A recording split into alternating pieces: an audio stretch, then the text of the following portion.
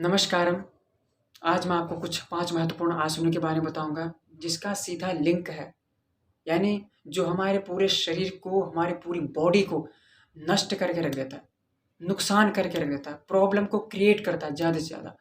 तो उसका नाम है फंगस हो या फिर वायरस कह सकते हैं या फिर इन्फेक्शन कह सकते हैं। तरह-तरह के जो छोटे-मोटे जो जीवाणु होते हैं, कीटाणु होते हैं और तरह-तरह की जो बैक्टीरिया होती हैं, वो आपका एक वायरस कहलाता है। जिस तरीके से आपके कंप्यूटर में वायरस फैल जाते हैं ना, उसी तरीके से आपका ये भी जो है कुछ एक तरीके के वायरस होते हैं, कीटाणु होते हैं, जो हमारे नोस्ट्रल के थ्रू जो हमारे लंग्स में जो है एंट्री, जिसमें हमको कई तरह की परेशानियों का सामना करना पड़ता है और हमारे इम्यून सिस्टम की जो जो स्तर है, जो उसका जो लेवल है, उसका डाउन होने लगता है।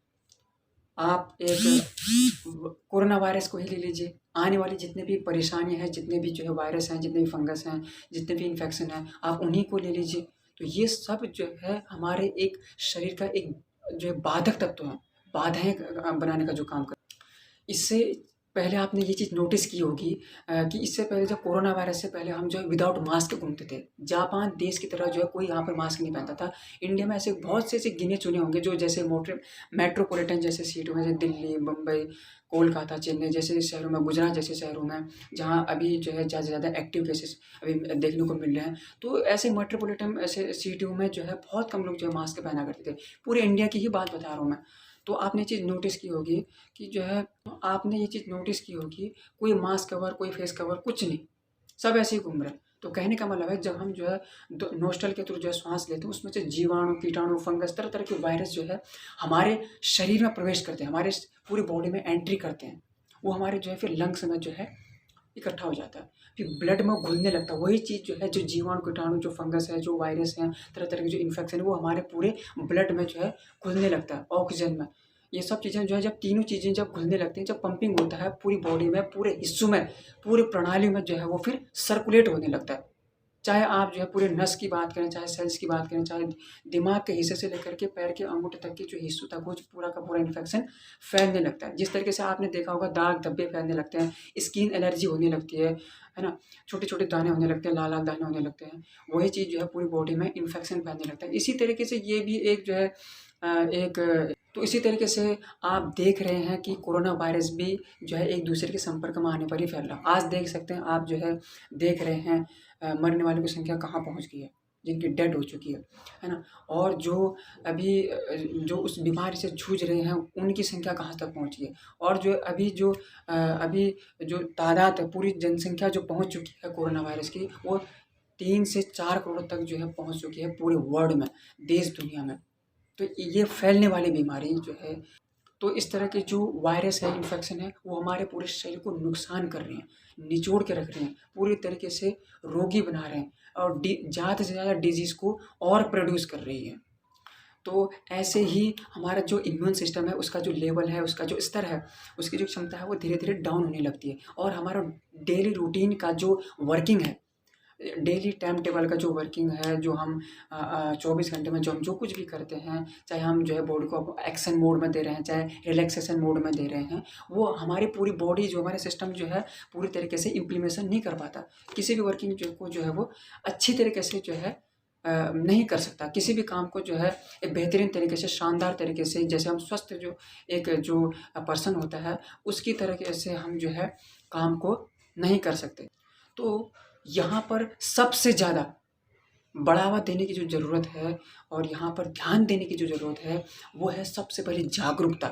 जब तक आप जागरूकता को जो है बढ़ावा नहीं देंगे, तब तक आपकी जो है बीमारी इस तरीके से आप अपने आप को सुरक्षित नहीं रख सकते। आप अपने आप को इस तरीके से सतर्क नहीं, तो इस कंडीशन में, इस सिचुएशन में आप अपने आप को सुरक्षित नहीं रख सकते। बीमारियों से आप लड़ नहीं सकते ऐसे में। आप बीमारियों का सामना नहीं कर सकते। आपको जागरूक होना ही पड़ेगा। इसी में ही आप अपने आप को सुरक्षित रख सकते हैं, स्वस्थ रख सकते हैं, हेल्दी रख सकते हैं।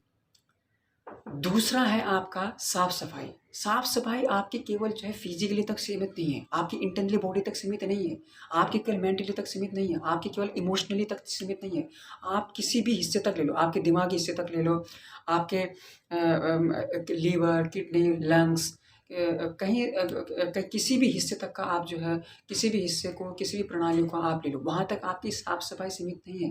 क्राइटेरिया वहाँ तक नहीं है। जगह तक साफ सफाई की जगह केवल वहाँ तक सीमित नहीं है, बल्कि आपकी साफ सफाई आपके पूरे कमरे की, पूरे पूरे पूरे परिवार, पूरे आसपास की, पूरे घर की, पूरी फैमिली की, पूरे कमरे की, जहाँ आप योगा करने जा रहे हैं वहाँ के आसपास की सफाई भी होनी बहुत ज़रूरी है। जब तक आपका इन्वायरमेंट सही नहीं रहेगा तब तक आप जो है जो प्राणायाम करेंगे, जो भी आप इनहेल एक्सहेल करेंगे, आप जो भी आसन करेंगे, आप जो भी ऑल डायमेंशन जो कुछ भी आप करेंगे, तो आप जो है उसका असर पूरे हमारे तो उसका असर सीधा हमारे जो है ब्रीदिंग पर होगा। ब्रीदिंग पर रहेगा तो वो लंग्स पर रहेगा, लंग्स पर रहेगा तो पूरे बॉडी में जो है इन्फेक्शन की तरफ फैलेगा, जैसे मैंने आपको अभी थोड़ी देर पहले बताया था। तो योग में सबसे ज़्यादा तीसरा सबसे ज़्यादा जो इम्पोर्टेंट है वो है आपका और योग में सबसे ज़्यादा तीसरा से ज़्यादा इम्पोर्टेंट है वो है आपका आपकी सीक्वेंसी, आपका शेड्यूल, आपका टाइम टेबल, आपका क्रम। कोई भी चीज़ आप करते हैं, आप स्कूल में जाते हैं, सही बच्चे स्टूडेंट्स, तो आपका क्या होता है, एक टाइम टेबल के साथ होता है, सब एक शेड्यूल के साथ चलता है। उसी तरीके से हम अपने योग में क्या करते हैं, किसी भी चीज़ को हम जब करते हैं और डायमेंशन को करते हैं तो हम उसको एक शेड्यूल के साथ करते हैं, एक टाइम टेबल के साथ करते हैं। सबसे पहले हम क्या करते हैं, यौगिक प्रेयर करते हैं, थोड़ी देर के लिए प्रार्थना करते हैं, संस्कृत में चैंटिंग करते हैं, या सबसे पहले हम ओम का उच्चारण करते हैं 2 मिनट के लिए, 3 मिनट के लिए, 4 मिनट के लिए या 5 मिनट के लिए, जितना आपके पास समय है, वक्त के अनुसार, समय के अनुसार आप करें। उस चीज़ को ध्यान में रखते हुए, टाइम टेबल को ध्यान में रखते हुए, समय को ध्यान में रखते हुए सबसे पहले यौगिक पीरियड क्या है, देन उसके बाद फिर आप क्या कर रहे हैं, एक्सरसाइजेस। कोई भी आप एक्सरसाइज करें अपने अपने तरीके से, कोई भी वर्कआउट करें, कोई भी वार्म अप करें, देन उसके बाद फिर आप आसन की तरफ आएँ समय के अनुसार। 10 मिनट तक आप यौगिक प्रेयर कर रहे हैं, 10 मिनट तक आप फिर एक्सरसाइजेस कर रहे हैं, 10 मिनट तक आप फिर अपना आसन कर रहे हैं, फिर उसके बाद फिर प्राणायाम कर रहे हैं, देन उसके बाद फिर 10 मिनट तक का फिर आपका मेडिसिन कर रहे हैं, देन उसके बाद फिर लास्ट में आप पूरी बॉडी को रिलैक्स दे रहे हैं। ये चीज़ आपका है।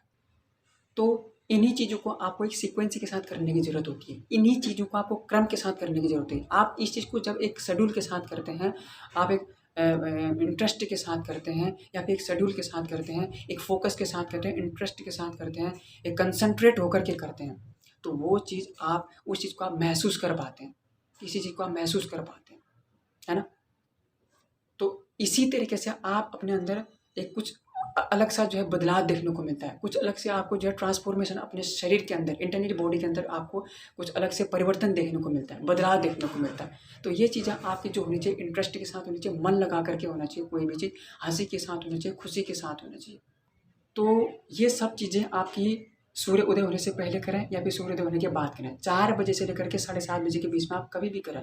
क्यों, यहाँ पर मैं इसलिए यहाँ पर इतना इम्पोर्टेंट दे रहा हूँ क्योंकि ये सबसे ज़्यादा,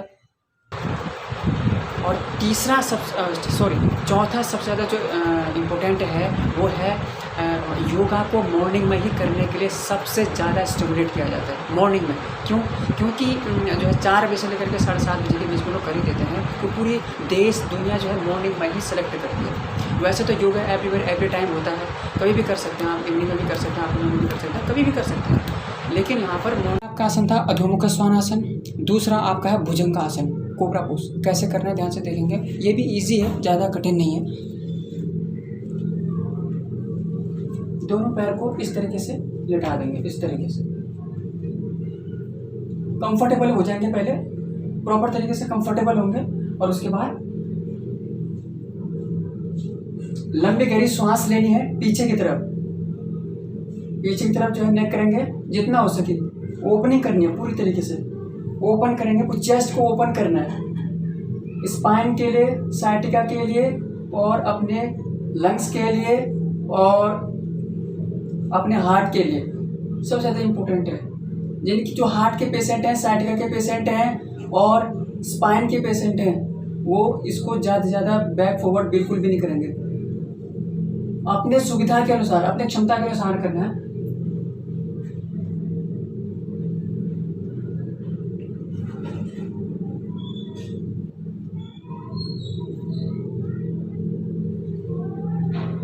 और उसका फिर आपको काउंटर पोज भी करना है। काउंटर पोज आप इस तरीके से करेंगे, काउंटर पोज करना बहुत जरूरी है, याद रखना इस चीज को।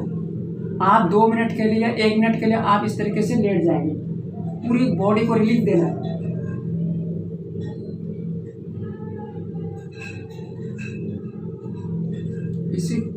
इसी के साथ आपका जो तीसरा आसन है उष्ट्रासन, कैमल पोज, कैसे करना है ध्यान से देखेंगे। सबसे पहले आप वज्रासन में बैठ जाएंगे। आप देखते होंगे जिस तरीके से हम जो है भोजन को जो डाइजेस्ट करने का जो काम करता है वो वज्रासन ही करता है। देखिए इस तरीके से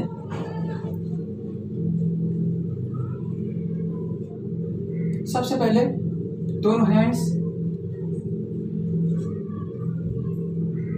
पहला हैंड्स और दूसरा हैंड, लंबी गहरी श्वास के साथ पीछे की तरफ जाएंगे, चेस्ट की ओपनिंग करेंगे पूरी तरीके से।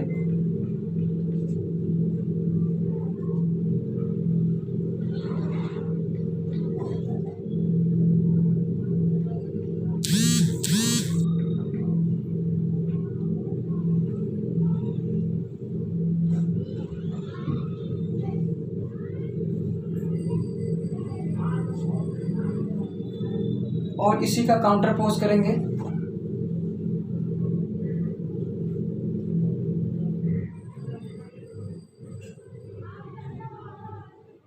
ये इसका काउंटर पोज है। इसी तरीके से आप करते रहेंगे। और चौथा आपका आसन है उत्तान पादासन। एक सेकंड, आपको प्रॉपर नहीं दिखाई दे रहा होगा। तो तीसरा आसन आपका उत्तान पादासन कैसे करना है, वॉल का सपोर्ट लेते हुए करना है। देखिए कैसे करेंगे, ध्यान से देखेंगे, पूरी बॉडी को अंदर की तरफ धकेलना है। देखिए अंदर की तरफ देखेंगे, ये देखिए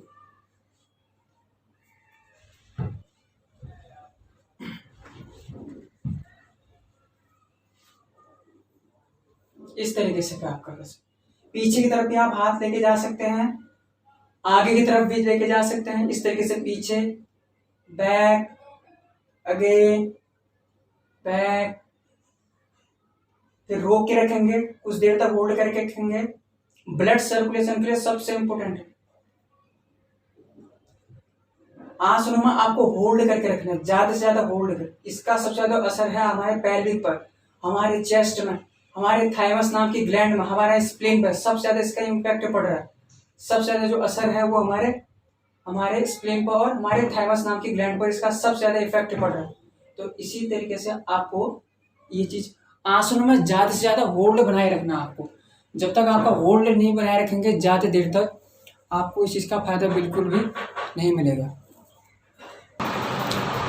पांचवा आसन है आपका, इस तरीके से आप पीछे 3 ब्लॉक लगा लें, या फिर आप 3 या फिर जो है 2 ब्लॉक लगा लें, जो भी आपके पास, जितना भी आपके पास अवेलेबल हैं, 2 तो लगाएं।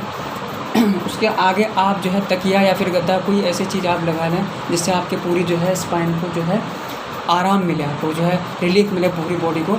ये आसन उन लोगों के लिए है जिनके कह सकते हैं कि जिनको जो है स्पाइन की प्रॉब्लम होती है, स्लिप डिस्क की प्रॉब्लम होती है, यहाँ सैटिका की प्रॉब्लम होती है ना, आपके जंघों के नीचे जो हिस्सा होता है वहाँ की झंझनाहट होती है, सेंसेशन होने लगता है। तो उनके लिए सबसे बेहतरीन जो है ये आपके लिए आसन है, ये 5वां आसन है। इस तरीके से आप शवासन की जैसी स्थिति में हम लेटते हैं उस तरीके से आप कर लेंगे। देखिए इस तरीके से पूरी बॉडी को आपको आराम मिलेगा।